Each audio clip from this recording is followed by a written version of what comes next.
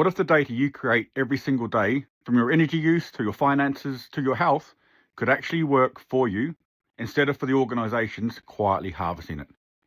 That's the promise of SmartData. And in today's episode, I sit down with Liz Brandt, CEO, co-founder of Control Shift, one of the UK's most influential voices on data empowerment, to explore why that promise is finally within reach. In this episode, we will get into what SmartData actually means, the Data Use and Access Act that most businesses don't even know is there, the challenge of building real trust into digital infrastructure, and what it's going to take for regulation to keep pace with the speed of AI. SmartData isn't just a policy conversation, it's a genuine growth opportunity for businesses, for the UK economy, and for every one of us as individuals. So let's get into it. Right, good morning, welcome. I'm really looking forward to today, Liz. But before we dive into data and what makes it smart, it's just good to sort of land the journey that you've been on from banking through consulting to where you are today, just to give a little bit of a scene of how we've arrived here. Did you really want to ask that question, Mike? It's a long journey, right? So no, as you say, I started in banking actually and got wrapped up in the whole IT area, management services we called it at the time, I think, and then all the way through network designs. I mean, network architecture, all sorts of crazy lives of living through what has been our technology and now digital revolution, and working with big systems, small systems, and designing really the part of the main thing that features in what I've done over my whole career is designing how businesses and people interact. So what happens with a branch network, what happens with ATMs, what happens in the branch of a bank, what happens when you actually deliver a new digital service for mental health, what happens when you deliver a new service for and how do you make that work for both people and for organizations. And where the real kind of lever was for focusing on the market I'm focusing on now, I built a CRM business for Logica as those, and it was supposed to be about customer relationship management, but actually it just became a way of optimizing processes through a call center that made businesses more efficient and didn't make our lives more efficient, right? It actually was like licensed to irritate, let's face it, right? This was what CRM turned out to be. And I'm like, this is so ridiculous. But all that data, people can make much better decisions with that data if they were able to make those decisions, rather than businesses trying to second guess what is it that Liz wants as far as insurance is concerned, or whatever you're selling, right? So I'm like, this is silly, right? We need to empower individuals. Now that felt like a really sensible and logical decision. 16 years later, we're still working on it, Mike. That's been my journey, really. Is that realization that actually this data can be so much more valuable when it's not locked up inside an organization. Yeah, Liz, you touched on something then, which is businesses and people coming together, and at that intersection really is the data layer, isn't it? So I guess, when did you start to see that data and this term smart data? Data in isolation in a silo is not very smart. We've been talking about the last 3 months around making data smarter, I think. So when did you really start to see this smart data thing come into mind at a point that really resonated with you? Was there an inflection point, I guess I'm asking? Yeah, I mean, literally 16 years ago, we built this business, or we started the business, set that vision of how to empower people with their data. It wasn't called SmartData until, I'm going to say, 3 years ago, maybe, in the UK. And it scrolled through very many names. It was called Biocentric Commerce, and we set up something called the Biocentric Commerce Forum. And it has been called, in Europe, it's been Common Data Spaces, they call it. It's had loads of names. I mean, you could call it Fred, but actually, I think SmartData is a good name, and it's a UK name, right? That's the UK name for what is data portability, actually. That's what it is, data portability. And yeah, so we've been driving away at that for an awfully long time, and it wasn't really until 2018 when we did a piece of work with what is now DCMS, Department for no, DCIT, sorry, was DCMS, now DCIT, Department for Science, Innovation and Technology, where we focus down on what is the value that we can create, what are the barriers and what are the enablers, and what does that look like? How do we actually manifest that? It was that point when we actually looked at the barriers. We reviewed about 300 different papers and interviewed 50 or 60 experts. And there was a kind of moment in time when I realised actually this is not going to be particularly simple. It's what one might call a wicked problem, right? Because it's all interconnected. The user understanding of the data and the trust in it, the standards and the technology, the business models, the business case inside large organizations, how you govern that at pace. And you and I talk about that quite a bit, Mike, because it needs to be at pace. They're all interwoven. And then down to user experience, right? And how that rocks up so that you can trust it. Yeah, and those data are pretty all-encompassing. There's a fine line, isn't there, between what's commercial data and what's the personal data, and that's what almost brings us to that societal use case. What do you think the fundamentals we need to be focusing on? Is this around commercialization, or is this around really building the societal foundations for use of data across, I guess, UK PLC? Well, I think there's a couple of questions in there, aren't there? One is, what is the data and where's the line we draw? And I would suggest anybody looking at it doesn't try and draw a permanent line. It's a moving line, yeah. We did a piece of work looking at this in the transport and logistics market, and suddenly realised that everybody was very happy because, like, it's not personal data at all. We've got like lorries, we've got trains, da, da, da, da. Oh no, the unions were out in absolute arms when they realised that the lorry driver's data was going to be actually exposed because they see that as their data, right? So it's a bit of a sliding scale, this, and as you go through it, you start to find that actually more of it is personal data than you would imagine. So that's one thing, and then I think actually how you create value out of it is multitudinal, and you say, is it about commercialization? Is it about society? The great thing about data is it doesn't erode when you use it. It's not oil. Oil burns, it's gone, right? And actually makes quite a mess. Data can make quite a mess, by the way, but once you use it, it doesn't mean somebody else can't use it. It's what they would call non-depletable asset. Right?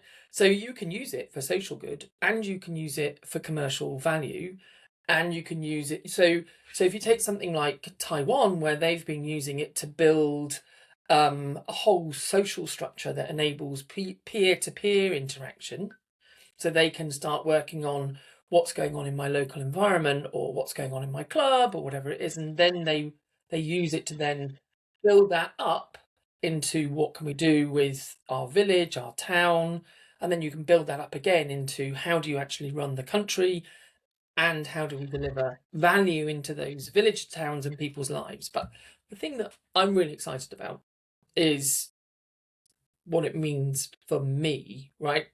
Very selfish, but what it means for me and you can have a bit of value too if you want, Mike, but for everybody, right? Because really that's where the value is missing. It's like the dog that doesn't bark. It's the bit of the market that you don't see, right? Really, you're starting to see a bit of it now. We've got AI, but we'll talk about that later. So you can use it for both. It's non-exclusive. It's fantastic, but that means how you govern it is not particularly straightforward, because if you know this, right? Yep. When you use it inside a business, you can govern it, you can manage the risks, you can manage the liability, and then you can create the value out of it. But when you've got it flowing in multiple places, you've got quite a challenging governance structure, and that's what we're doing at the moment. Yeah, and like you say, the power of some of the data is, some of it can be time sensitive. It's got a value of the now and in the moment. But a lot of those data sets can be used for looking historically at trends and then starting to use to predict future needs and requirements. And I think that's really is the power of data. It's some time sensitive, which provides value. Looking back at what's happened in the past has a value, and being able to use that to look forward has a real value. I guess especially in the UK, because we are a very services centric country, aren't we? We don't manufacture lots, but we have lots of people doing different things. And like you say, some of those data sets that you may not think have personal implications do. I certainly live that in my time in smart metering. Around the half-hourly data is personally identifiable information, and people don't realise you can tell an awful lot about people's trends from those information sets. And I've seen use cases where people have been looking at using smart metered data to be able to identify early onset dementia and Alzheimer's. That's a great use case for that data, but we've got to be conscious of that's what you can do with it. I even heard that there was something from Ofgem where they were looking at some energy patterns, being able to predict domestic violence. And some of those use cases are very, very powerful. We've got to do that with control and with governance and with real transparency around it. Exactly, Mike. But coming out of the energy market more recently, you also know that some of that is critical for the running of the critical national infrastructure. So some of it has to be incredibly secure. At the same time, it can be creating all this value. So how do we design it so that it can do both things?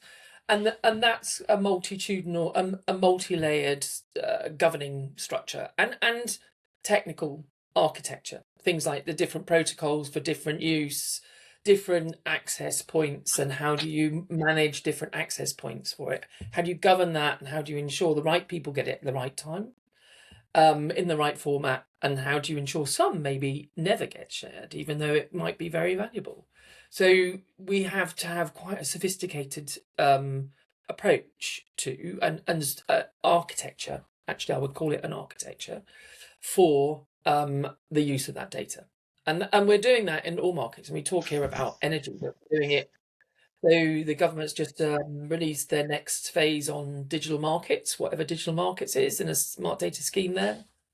We're doing it done it in open banking, doing it in insurance, investment, secured loans, unsecured loans. We've got a lot going on, and then transport and all of those areas. They have such a big impact on our lives. It's incredibly exciting. It's a moment in time. I wish I'd kind of got here when I was 25 with all the experience I've currently got, Mike, because we're going to be running fast. You know that, don't you? Yeah, much faster. And Lizzie, that's almost a perfect link, I think. You've coined the term with me around smart data. It really made me think about it recently, because it's a sort of a capsule where we interchange an awful lot. We've got personal data, we've got open data, we've got smart data. How do you define smart data? I think you've just sort of touched on it, but just bring it to life. Data needs to be much smarter, and it's aggregation, consolidation, sharing, open standards. But bring to life what smart data is going to mean for us all over the next 3 to 5 years. So look, let's just be one thing clear. I didn't coin the phrase smart data. It was government that designed it. I still don't know who coined the phrase smart data. So it's not mine. But I just talk about it a lot, Mike. I'm a bit chatty subject. But and so it's a whole programme of work that's running out of the UK government. A huge investment, 36 million in this day and age. That's a chunk of cash. And that's just what the central government body, which is the Department for Business and Trade, are investing in it at the moment. And so I would say smart data is the safe and easy flow of data around the economy to create value. That's what I would say. The official line, and I'm going to read this because this is the smart data official line: the secure sharing of customer data, not just consumer data, but customer data, at the customer's request, with authorized third parties who use this data to provide innovative products and services that benefit the customer. Okay, so let's just break that down a bit, right? We have this. Let's break it down into the secured sharing of customer data. So now in secure, we've got a whole privacy, security. We've got a whole layer of, let's call it, infrastructure that we need to architect in. So that's the secure bit, right? Then you've got the customer request. You and I have talked about this before. We need to have consent mechanisms, and we have to have ways of retrieving that consent when things aren't going so well. And then maybe even retrieving some of the data, but that's a whole different topic. And then the aim is to use these authorized third party, and those have got to be defined. So when you think about that, I know that I'm going to share the data with somebody who's authorized to use it. Right? So that's another part of the architecture that we've got to design, or we are designing and has been designed actually in some instances. And then third parties who use the data to provide innovative products and services. And that's where it all gets really exciting for us, right? But actually, when you think about that, that gets exciting for a lot of people. There's a lot of infrastructure to build.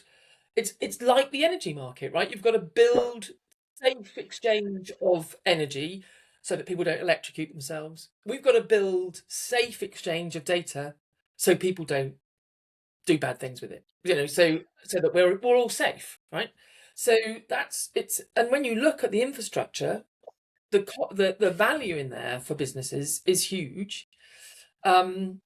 And then you start looking at the services, the value there is huge. And I would just add to that, maybe a bit more sophistication in that. A lot of businesses today use data, but they have to build all the safety mechanisms themselves. And I think the other part of the value will be that businesses will no longer need to build all the safety because it will be sunk into the infrastructure. Just like the energy market, right? We've sunk the safety into the infrastructure. We've got standards, we've got protocols, we've got plugs, we've got sockets. They're not quite big enough for me to stick my fingers in, all that stuff. So that when you make a washing machine, you don't have to make all that safe. You just have to plug it in, right? So that's when then you get into the value for the consumer, and that for me is when it gets really exciting. How do we make this work for us? Yeah, work at both as an individual, at an organisational perspective, and a UK PLC perspective. And smart's really important. I think for me, I've taken out of that. Smart needs to be secure. It needs to be manageable. It needs to be really accessible. And you also need to understand who you've authorised to use that data. We've got to be clear on where the responsibility sits for those that are using it to keep the citizens safe. And I guess we've got to be able to take action on that data and put value back into individuals, into organisations, and into GB. And it's great to see that the UK government is really thinking about smart data. And you've touched on this exciting time. Why do you think it's now? It's where we're going to see that acceleration? What's that catalyst for being now?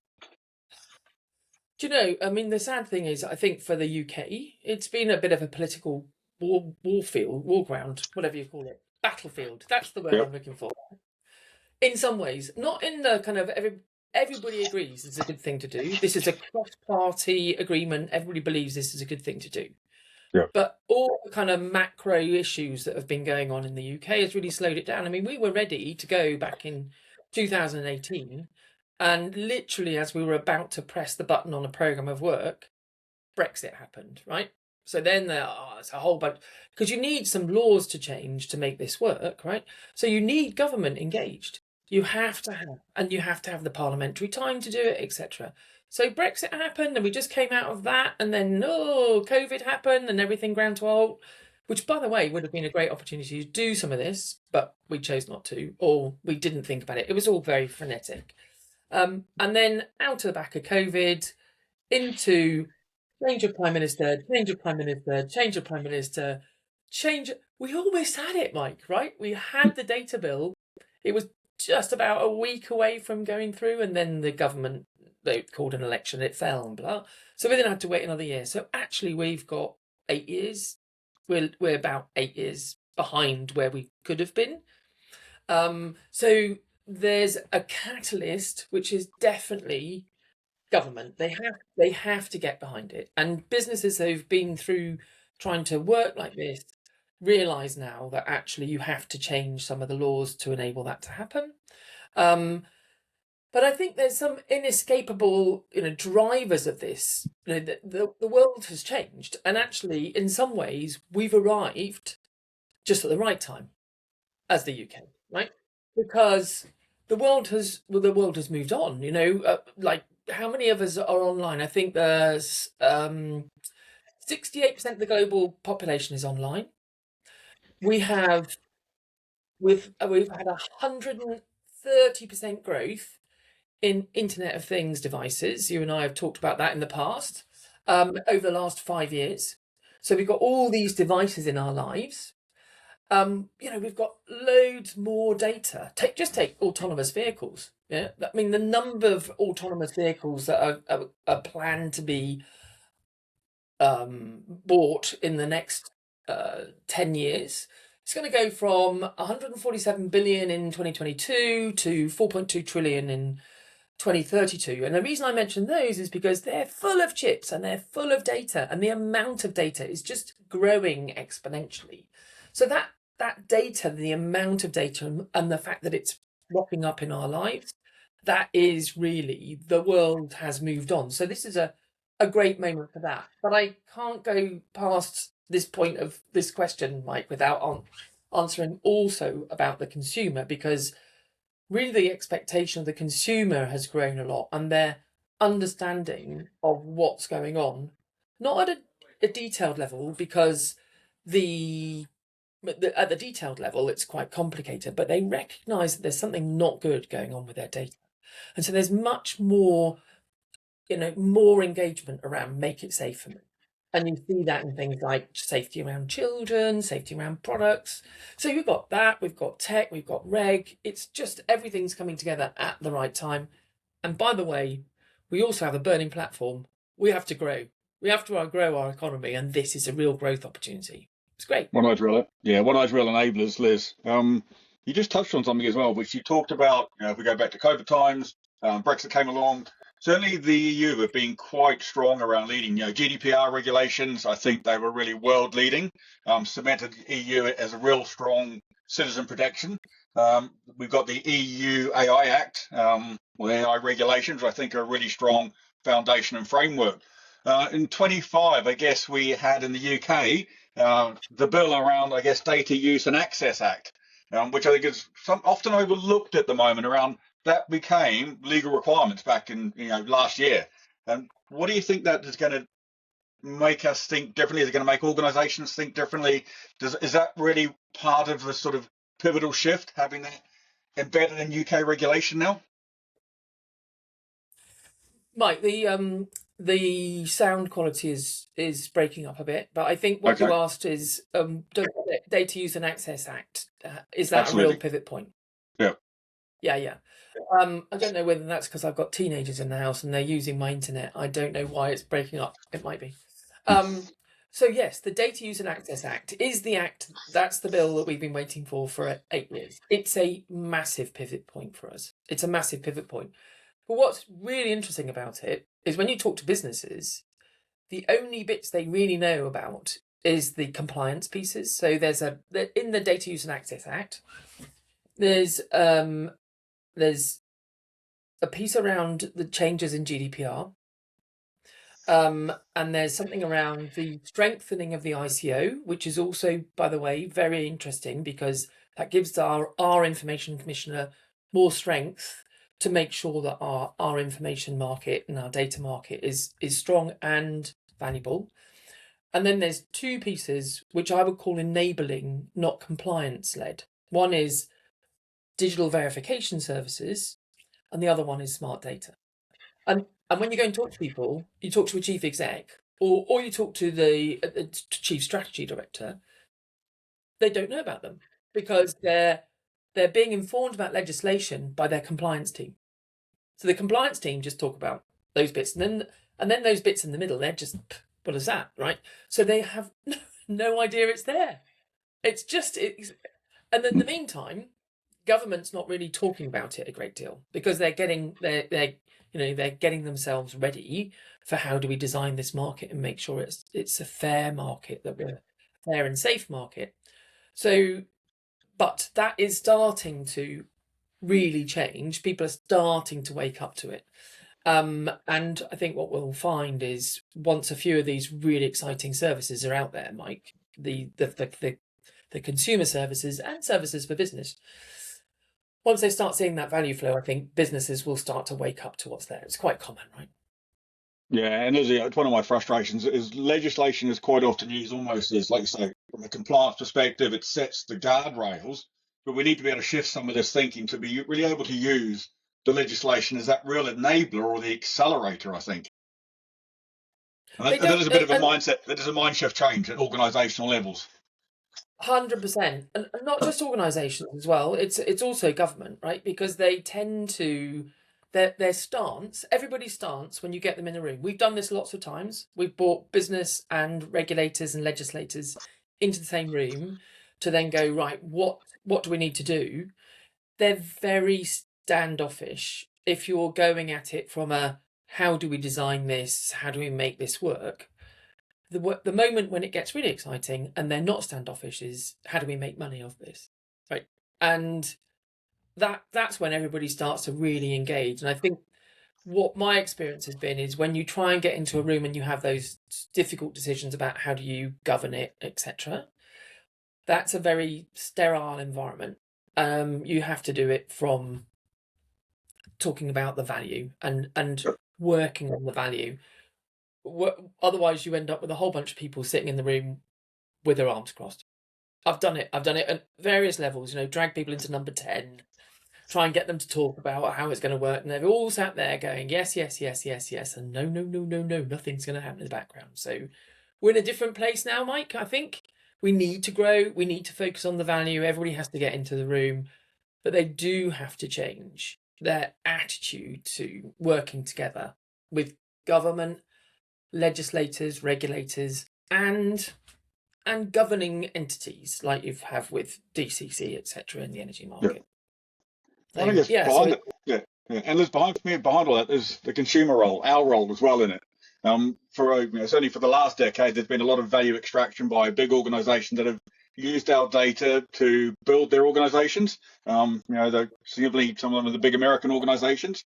Now, I think as we start to shift and we make more of this data available, we've got a role to play in it as well as, I guess, as citizens, as the customers, as consumers from an energy perspective. What do you think it looks like for us to take greater control and, I guess, more awareness of we want to be able to share our data? I want to be able to give consent. Sometimes I might want to withdraw consent. I've spent a little bit of time, certainly in my 5 years in the energy market, around how do we get better at making the energy data available to consumers? How can I give consent for other organisations to be able to use that data, to be able to innovate around it? And then ideally, if they innovate, they provide some value back to me.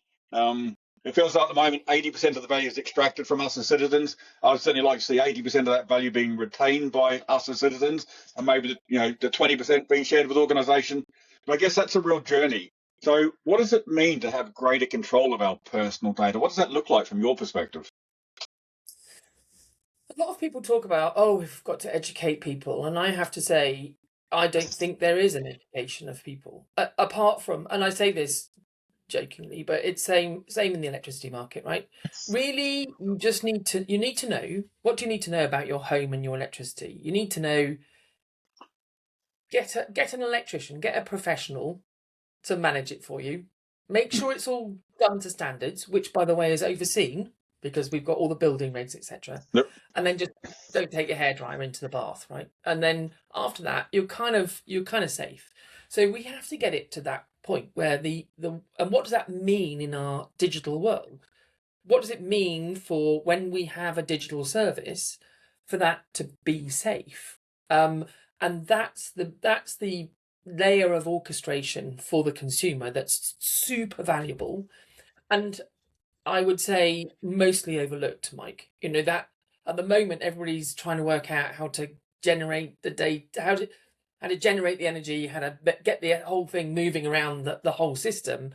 When it gets there, there's this magic leap to, right, there's going to be a service, there's going to be something that helps Liz stay fit and healthy, or helps Liz plan her career, or helps Liz manage her kids. That would be kind of helpful. Not sure that's going to ever happen, to be frank, but to a degree. But there's this piece which is in designing those, how do we help us stay safe and make it very easy? And there are some components that are already coming to play in that market, that part of the market, that orchestration there. So data intermediaries sit potentially with fiduciary duty. So there's some really interesting experiments going on with those, one in the Channel Islands about data for good, where the data intermediary acts on your behalf with a fiduciary duty to do the right thing for you. So it will then be a thing like let's call it an AI agent for a second. not to scare everybody, but this thing acts on your behalf. So it has to be designed, it has to be governed, it has to have a liability capability. And again, right, that does mean we've got to change the law somewhat, because at the moment it's not possible for that entity to take on liability on your behalf. So we're right in the midst of, and we might see something in the next few weeks, of the next piece of legislation to develop that. So there's that, but there's also protocols and standards that enable that to happen. So, okay, so you've got a data intermediary, it acts on your behalf, you've got SmartData, that makes the data available, right? This data intermediary will then say, okay, here you go, health app or health service, have Liz's data with Liz's consent. There's another consent part to that data intermediary. But then once the data's gone, what happens to it? So there's another standard that's just been released by IEEE called My Terms, which is a digital contract that goes with the data that says, I want it to be used for this and this only. And then there's other smart contracts work that's going on inside organizations that ensures that the data only gets used for those purposes. So there's that orchestration through from when you start to look at sharing the data through to its actual use that's now being designed, standards being created, protocols being created around that. And when you embed it into protocols, Mike, you know this, right? You start getting standardization, you start actually enabling us to manage the market. Fun. Yeah, almost codify it. You can get transparency around it. You know, for me, smart data leads to smart actions. And ideally, if I talk about the energy system, smart actions then start to save me money on my energy bill. You know, I have a real frustration at the moment, which is some of the flexibility service that we've seen from NESO send me an email or send me a text to telling me not to use so much energy between a certain time period tomorrow. That feels like it's creating friction, not making things easier. So I want to see smart orchestration where if energy's cheap, my EV knows to switch on and use some of it, or my fridge knows to cool down an extra couple of degrees because energy is going to be more expensive later in the afternoon, or to run the washing machine. One of my friction points at home at the moment is because I'm on time of use tariffs, I get cheap energy overnight. And if I happen to put something in the tumble dryer, I'll put it on delay. It'll be 9 o'clock and I'll delay it for 4 hours. Trying to get my children to do that? No chance. So that's where I think the data is a real game changer. I think it's really funny actually, Mike, because you see like early adopters like you kind of go, right, I'm going to go on to time of use, I'm going to start shifting my energy use. And then there's this human, swarm body integration unit, I would call it, you and me, running around, turning things on, turning things off, actually doing those things, turning on your washing machine, your tumble dryer, whatever it might be. And that orchestration is going to be digitized, right? So that we're actually that's managed on our behalf. And civilization progresses, by the way, by the reduction in the number of decisions you and I have to make. So if we don't have to make those decisions, great. And like you say, remove the friction. Please, whoever's listening, don't send me more emails and don't send me more text messages. I can't cope already, right? I can't cope. I'm the warm body integration. I've got elderly parents. All the stuff about their health comes to me as text, as emails. I've got young kids. I just don't like overwhelmed administration. My Sundays, Mike. My Sundays aren't spent doing what I want to do. They're moving all this bits of data around all the time. Stop. Adding friction, not making our lives simpler, but I'm sure we'll get there. Liz, I guess within your organization control shift, certainly some of the stuff I've read that you guys have been putting together, there's a real emphasis around trust, and trust is at the heart of everything we do. Trusting government, trusting our social media. It's more difficult to trust our eyeballs nowadays and what we see, but certainly trust is going to be at the heart, I guess, of this whole digital revolution. What do you think trust needs to look like when it comes to data, and what do organizations need to start to do differently? Trust is really bandied around. Trust at Brandt. I've got this trust. I've got the trust to do these things. If we look at it from a how do you make the system trustworthy, then you need to think about how do you make your company trustworthy, and how do you make your interactions trustworthy. You and me, right? We need to trust each other. businesses, we need to trust them. And that's not built out of thin air. That's not just built out of somebody saying I'm trustworthy and I've got, some social media platform called Truth Social or something, that just tells the truth. So it's not done through words, it's done through solid infrastructure. Banks, we trust banks to manage our money. That's not because we just trust them. It's because they've got these massively secure systems that are all governed to do the right thing for us. And so we trust them. And when they break that trust, we punish them by moving, right? Or we should do. And then, so that's what we need to design. We need to design trust into the infrastructure, and we need to design trust into organizations and trust into our user experience as well. And so that design is really critical. And some of those components are already on their way. We talked about them before. And I mentioned verification services, which is also part of the DUA, the Data Act, Data Use and Access Act. Verification service is a critical component. Okay, so if I've got my data and I'm going to give it to somebody, same as if I've got my money, I need to know who I'm giving it to and that they're a trustworthy individual or a trustworthy organization. And the verification services part of the legislation does exactly that. So it creates a governing structure for verification, like what they call a trust framework. What do you have to do to make these things trustworthy? And then they have a certification body that oversees people who are then verification service providers. So that locks standards, protocols, technology, interfaces in with organizations who are delivering services, and then gives the individual a shorthand for these people. This is trustworthy because they have a certificate. Right? Now, that's early days still. I say early days, there are 52 certified verification service providers in the UK, some of which are doing some very specific things, verifying access to buildings or but some are age verification, etc. So that's building as a market. They think it's about 2.1 billion worth. That came out in the King's speech this week. There's a whole bill around how to make that work as a market. That is a component part of trust, isn't it? I know it's you know it's me. In current world, that can be a little bit more challenging. If you've seen any of the scams that happen where people turn up on video with a deep fake, I'm your finance director, you need to press the button, send 250 million to, and all of a sudden it's gone, right? And it wasn't the person you thought. Right. So it's more complicated in our digital world, but we have the capabilities to do that already. Then you get into, how do you trust a data intermediary? How do you trust the interaction that it's making? So it's built into the infrastructure to a degree. But the key thing for businesses is making sure they're doing the right thing with the data and they're doing the right thing for the individual, and that is transparent. So, that we all have our part to play. We all have our part to play in this. Yeah, we do. As you touched on, one of the key words for me behind trust is that transparency element. And it's going to get more complex with all of these AI capabilities coming along. A lot of these models seem like black boxes. That doesn't take the accountability away from individuals. So how do we keep, for me, it's always been about, as we go on this AI journey, AI is a set of tools.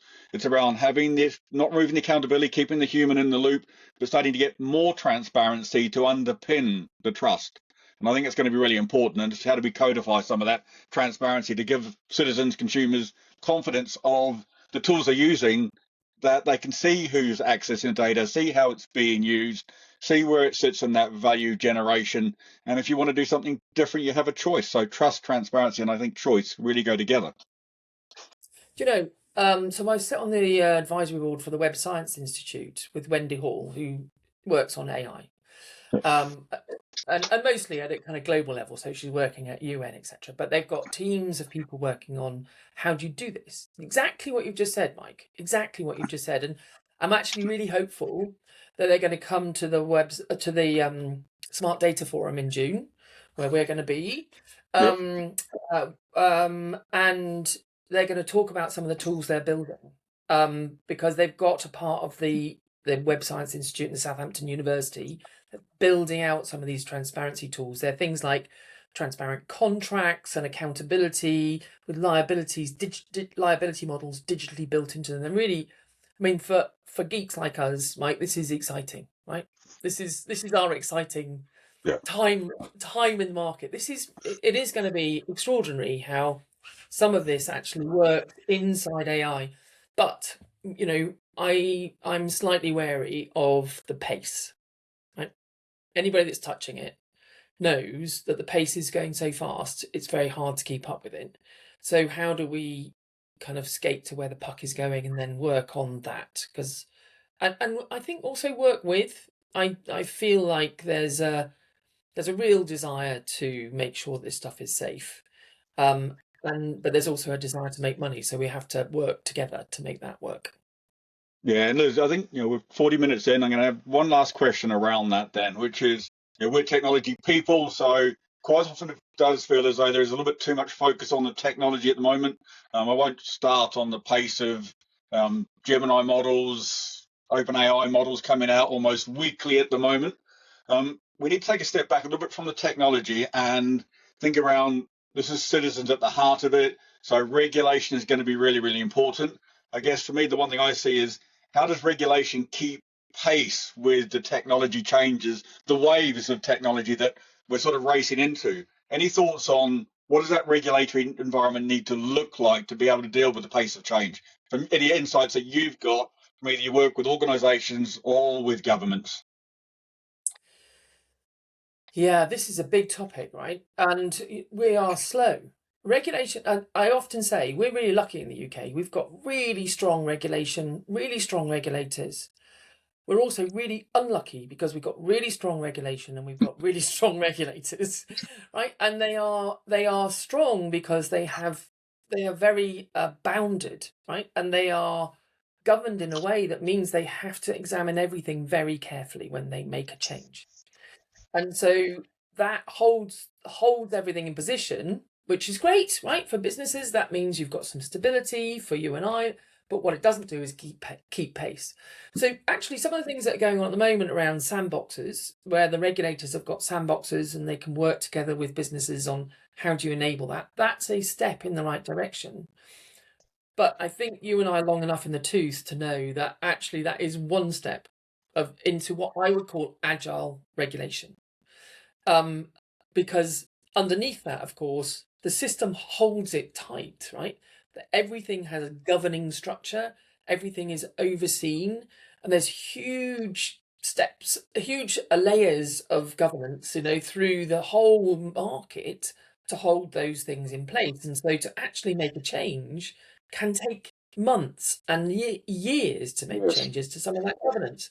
So we have to work out how we shrink some of that. And some of that is just operational efficiency.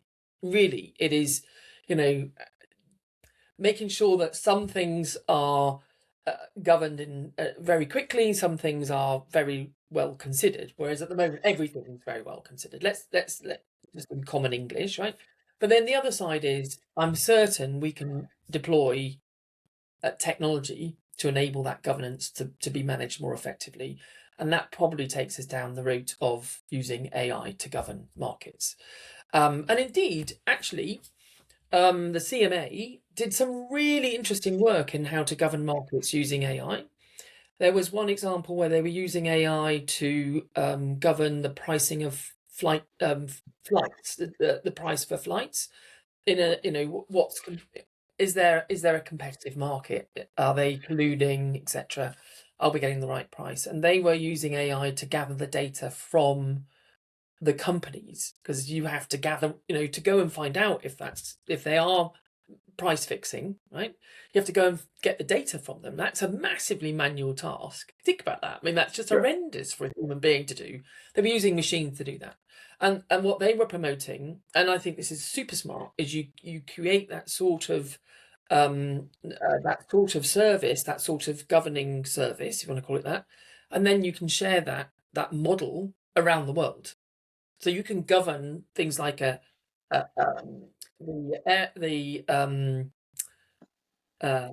flights market, yeah, globally, because it's a global market, right? So we have to, and so you don't have to. Everybody doesn't have to build their own AI model. You can build it once and then share it around the market. So around the world. So we've got things underway, but again, it's quite slow, and it's going to get there before we arrive right at the front door. So we've got to move a lot faster. This is really. It feels like it might not be very exciting in comparison to creating new services to help people stay fit and healthy, for instance. But actually, it's really exciting because this is what's going to really help us fly. Yeah, let's agree. For me, when I look at certainly around from the energy industry, 10,000 pages of code that govern the smart energy system. So simplifying that, or outcomes based, maybe using machines to verify compliance of all those that have to comply with the code is a real place that we should be looking at. And I think as technologists, we touched on, it's not about the technology. I think it is about some of that systems thinking. So we think about the consequences top down and bottom up.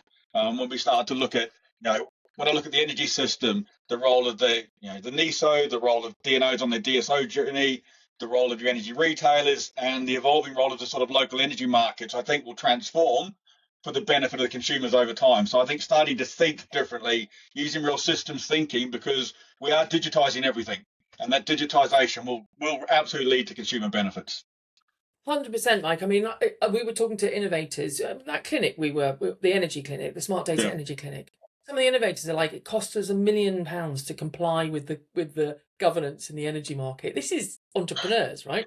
Yeah. And then the machinery they have to put in place to actually make themselves compliant, right? So one is the access, two is the actual machinery.